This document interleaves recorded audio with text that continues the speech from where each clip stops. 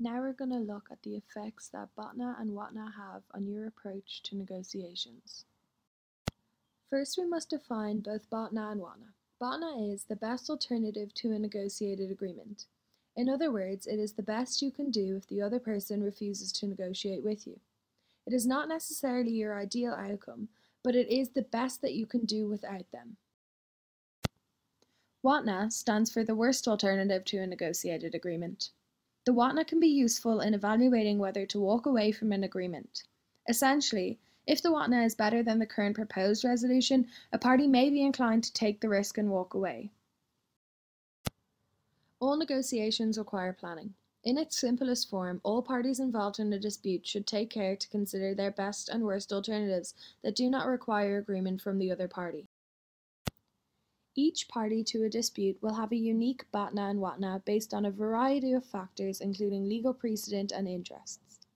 In addition to identifying a range of alternatives, the analysis should assign some probability of occurrence to each alternative. So why is it important to consider our Batna and our Watna? When preparing for any negotiation, understanding your Batna and Watna is important as it helps you decide whether or not to walk away. Negotiations take time, money, and effort, and understanding your best and worst alternatives gives you the ability to make well-informed decisions. So, how should you plan for a negotiation? First, you need to know your Batna and Watna before you begin any negotiation. To arrive at either, you need to write down all your alternatives and then prioritize them. You want your Batna to be as realistic as possible. A Batna isn't a goal or a target, it's your baseline option. Second, you need to keep that Batna a secret. Your Batna is the lowest offer you're willing to accept. Now you need to get the other side talking. When negotiations begin, establish rapport and try and get the other side talking by asking open-ended questions. Then, using the information you've collected from step 3, try to determine the other side's Batna and Watna. Last step, make an offer. Target your offer to be worse than the other side's Batna because you'll expect them to negotiate. Your final offer can't be worse than the other side's Batna because they'll have no incentive to accept it.